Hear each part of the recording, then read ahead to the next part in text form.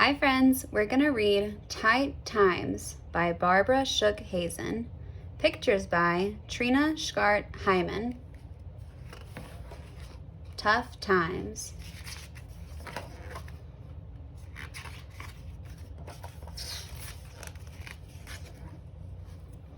This morning I asked Mom, "Why can't I have a dog?"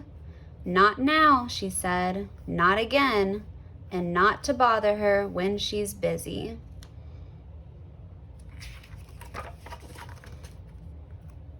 So I asked Daddy, "Why can't I have a dog?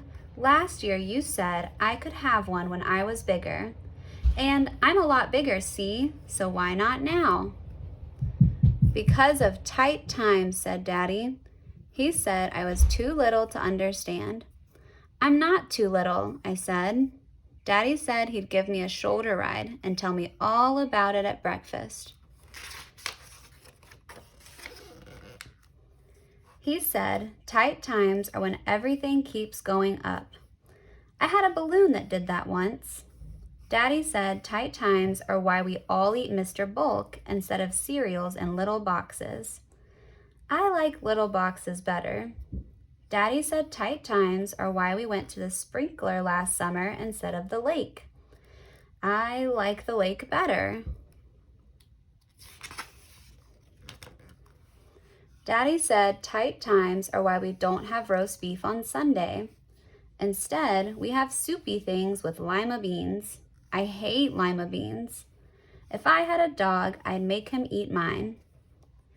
Daddy said tight times are why Mrs. McIntosh picks me up after school instead of Mommy because of Mommy's job. Mommy was more fun.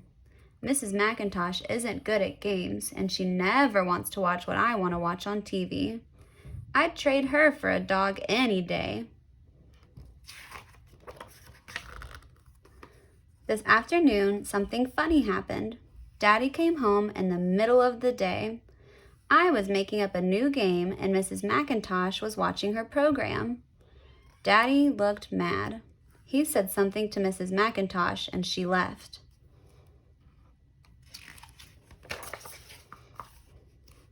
Then Daddy fixed us both special drinks.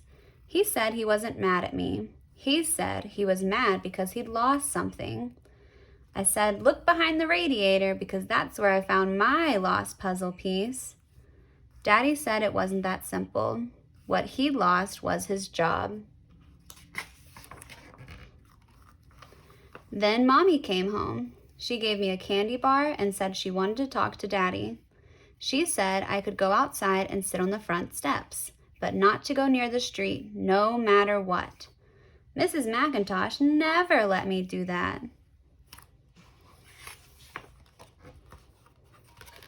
I was just sitting on the steps when I heard something. It sounded like it was coming from the trash can. It sounded like someone crying. It kept on crying, so I walked over and looked under the lid. There was something in there. It was a cat. I don't know how it got in, but a nice lady helped me get it out. I never saw such a skinny little cat. I gave it some of my candy bar, but it wouldn't eat. The nice lady said to give it a saucer of milk. I asked the lady if it was her cat. She said no. She said I could keep it if I wanted. Wow, what a nice lady. I ran all the way up the stairs. I tiptoed into the kitchen. I tried to be quiet, but the milk was up too high. It tipped and made a terrible mess. Mommy and Daddy ran out of their room. Daddy looked funny. He looked at the cat. Then he looked at me. "What's that?" he asked. "It's a cat," I told him. "A nice lady said I could keep it, and I didn't go near the street."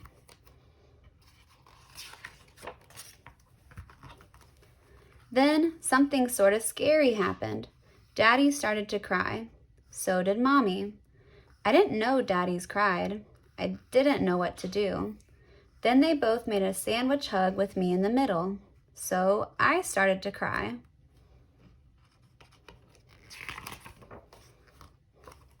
Then Daddy said, "Okay, okay, you can keep it. Only one thing. I never want to hear another word about you wanting a dog, ever." "Okay," I said. After dinner, Daddy asked me what I was going to call my cat.